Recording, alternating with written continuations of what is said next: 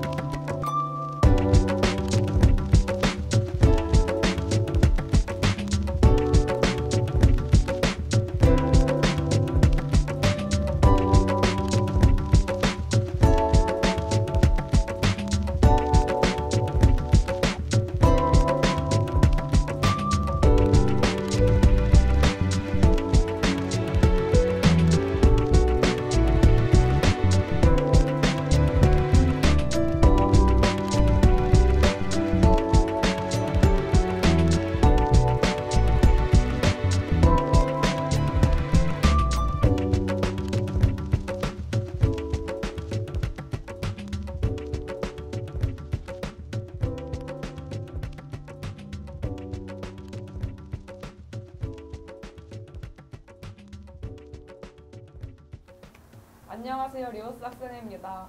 먼저 자기소개 한번 해주시겠어요? 앞을 보고 하면 되나요? 네. 네, 안녕하세요. 저는 충남대학교 심리학과 박사 2학기 과정에 재학 중인 문선현이라고 합니다. 저는 지금 8년째 학교에 다니고 있어요. 지금 하고 계시는 일이 구체적으로 어떤 건지 설명 좀 해주실 수 있나요? 심리학 분야는 여러 가지 분야가 있는데요. 그 중에서도 기초 심리학 그리고 발달 심리학을 전공을 하고 있습니다. 발달 심리학은 이제 전생의 관점에서 출생 때부터 죽음에 이르기까지의 인간적인 변화에 대해서 연구를 하는 학문이고요. 저는 그 중에서도 이제 노인기에 초점을 맞춰서 연구를 진행하고 있습니다.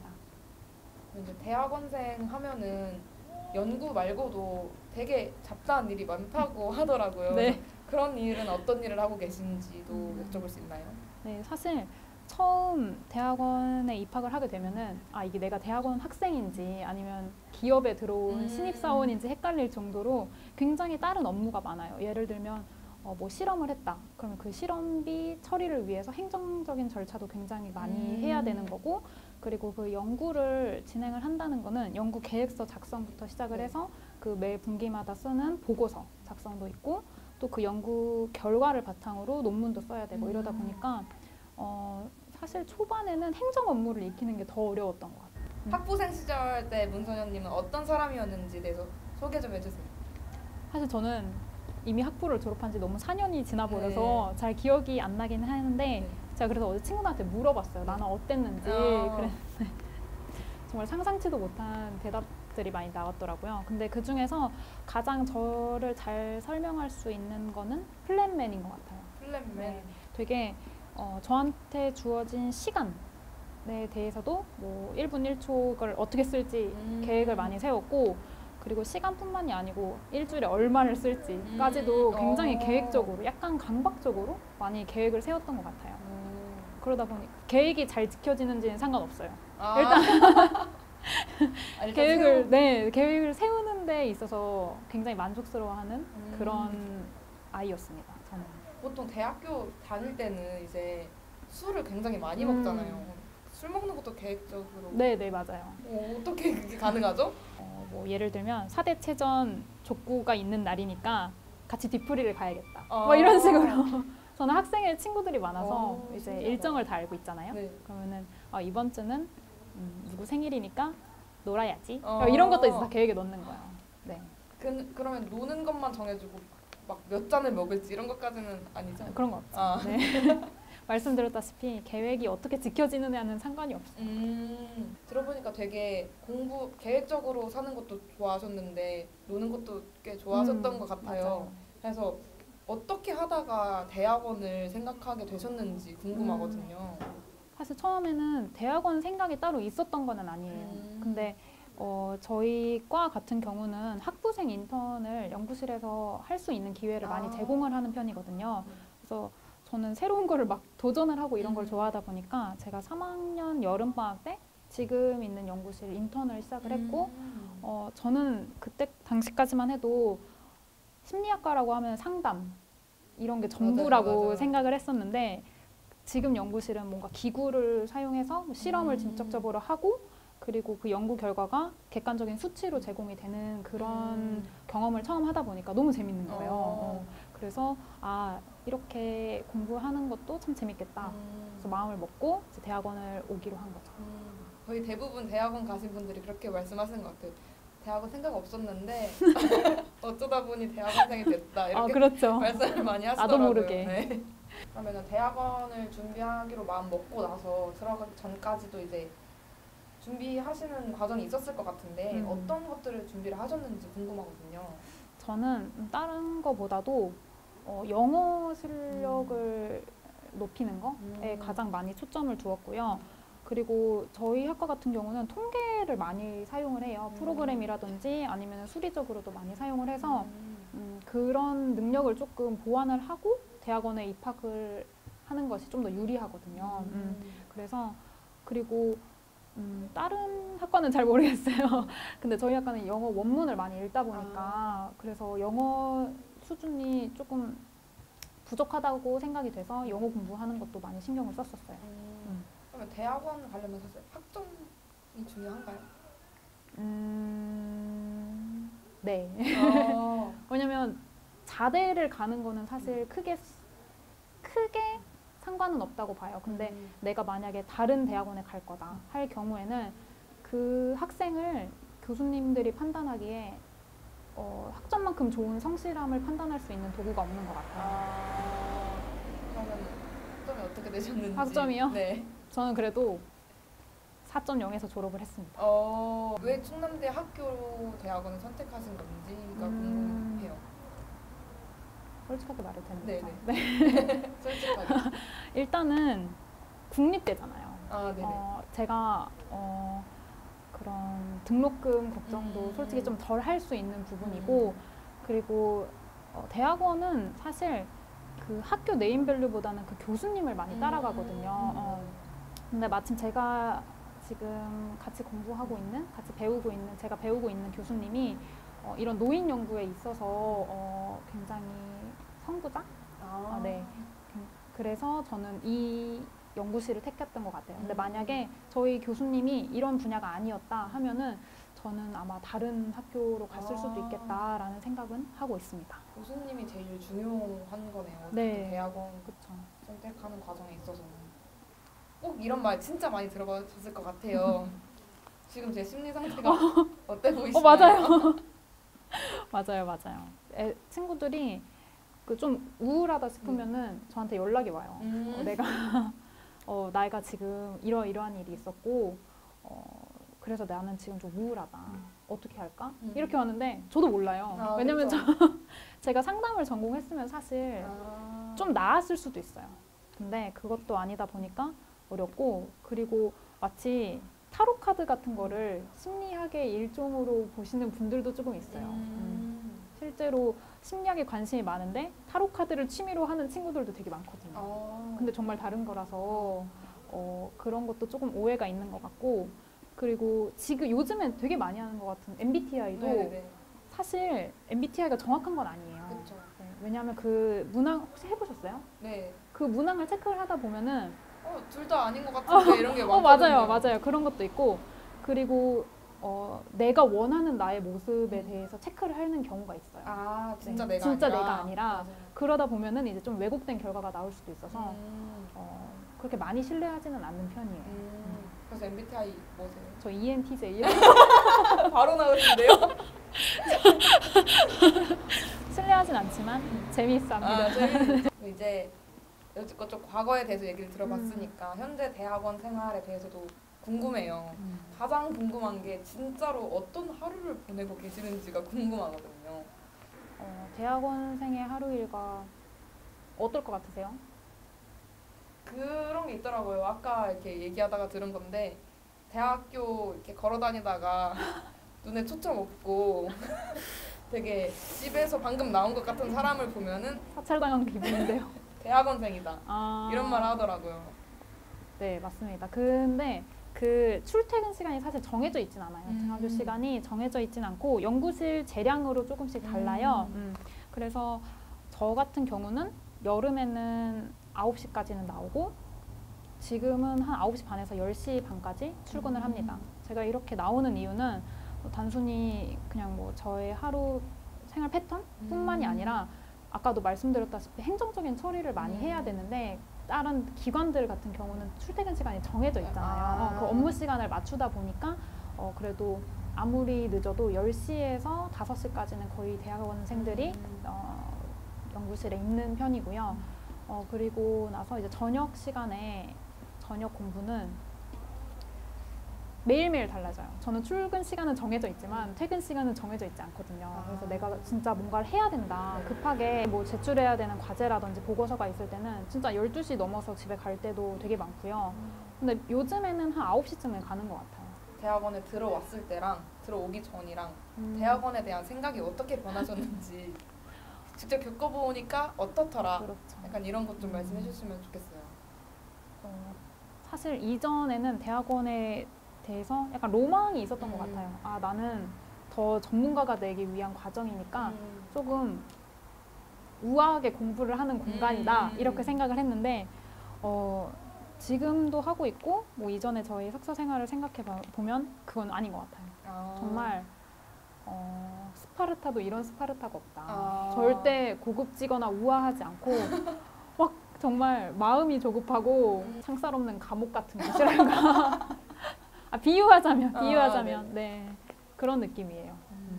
그리고 또 이것도 있을 것 같아요. 아까 말씀하신 게 교수님을 보고 이 대학원에 들어왔다, 이 연구실에 들어왔다라고 말씀하셨는데 그러면 이제 학부생 시절에도 같은 교수님을 뵌 거잖아요. 그렇죠.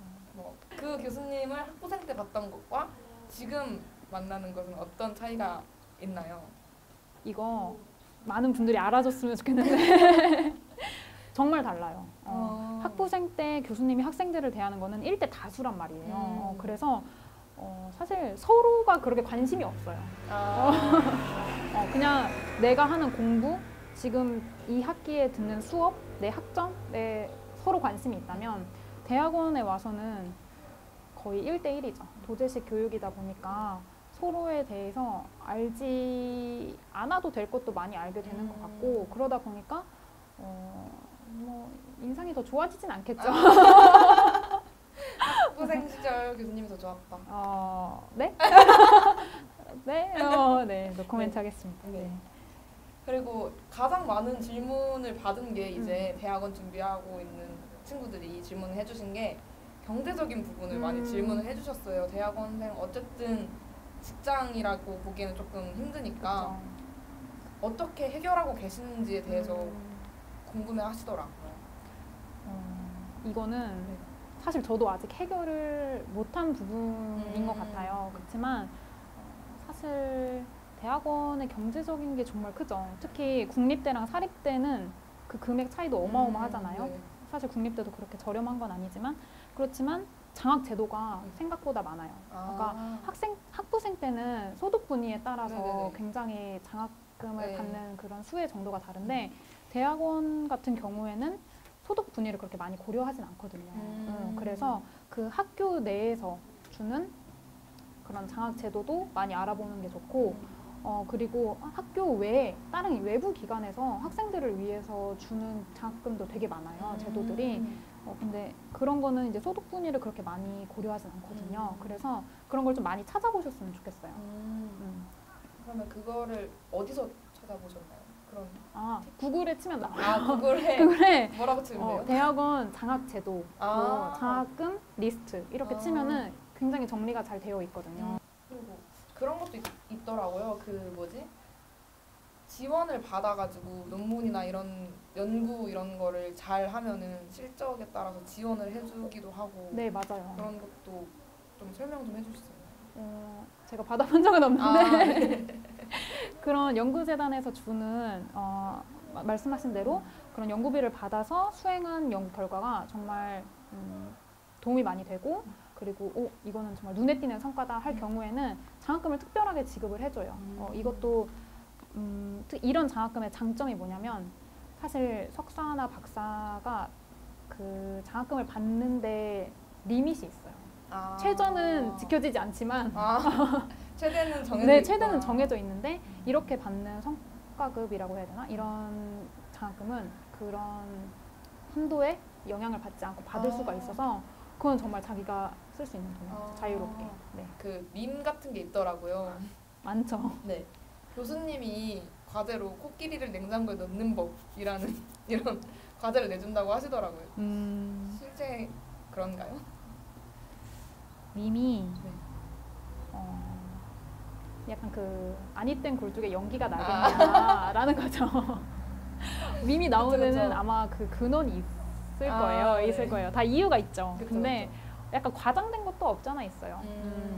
근데 저희들은 그 밈을 되게 좋아해요. 누가 내 얘기를 여기다가 이렇게 나만 그런 게 아니구나라는 생각도 많이 얻고 좀 위안도 얻고 네, 그 밈을 보면 그렇습니다. 여가 시간이 그러면 거의 없으신 거죠?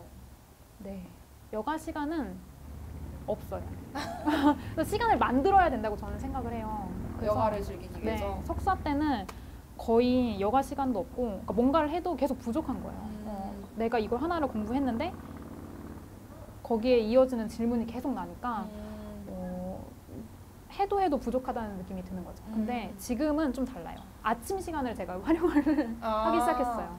어차피 9시부터 한 저녁 9시까지는 제가 학교에 계속 있다 보니까 다른 거를 할 시간이 없거든요. 그래서 차라리 잠을 좀 줄이자 이런 마음으로 여가 시간은 만드는 것 같아요. 네. 어쩔 수 없습니다. 그럼 주로 뭐 하세요 아침에? 아침에 운동을 하고요. 그리고 너무 정리돼. 성경 필사 같은 것도 하고요.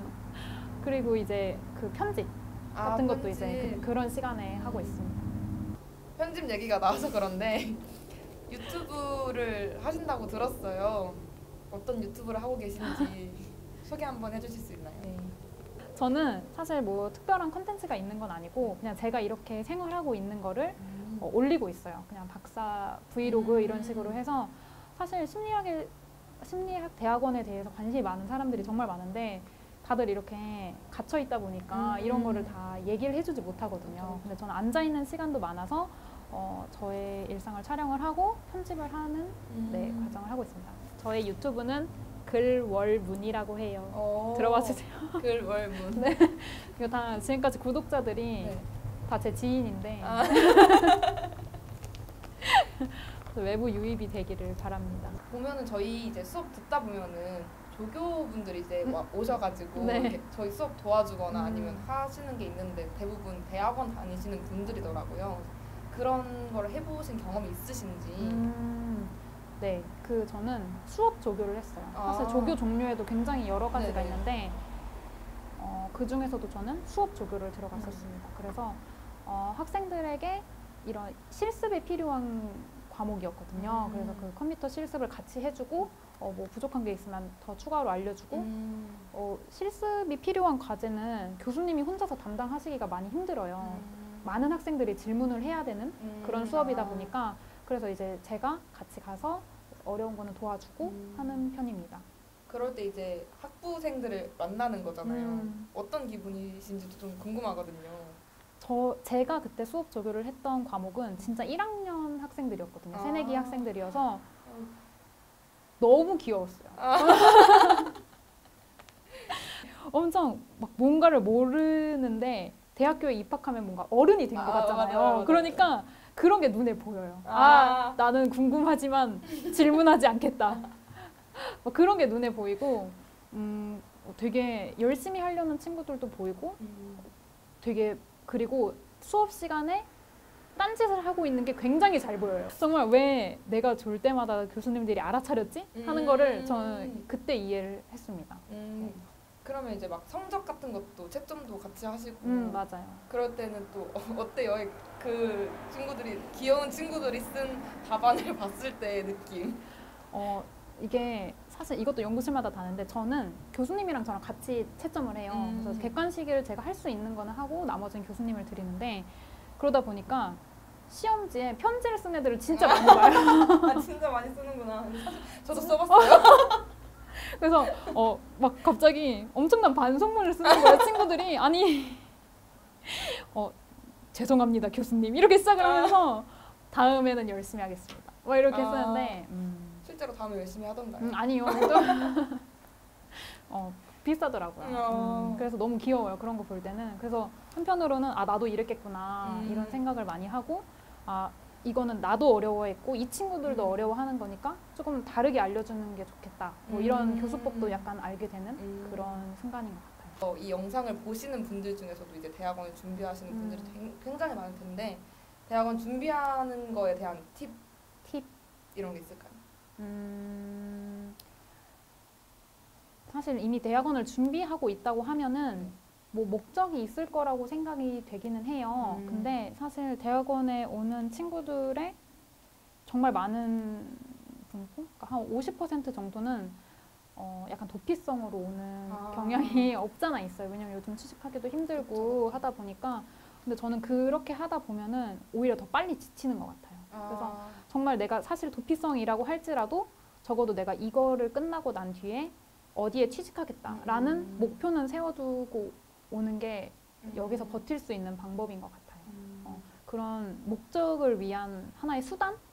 경로로서 대학원을 오는 거를 정말 추천을 하고 정말 내가 인생을 아직 플랜을 짜지 않아도 그 한 2, 3년 후에 플랜을 짜는 것 저는 그걸 추천하고 싶어요.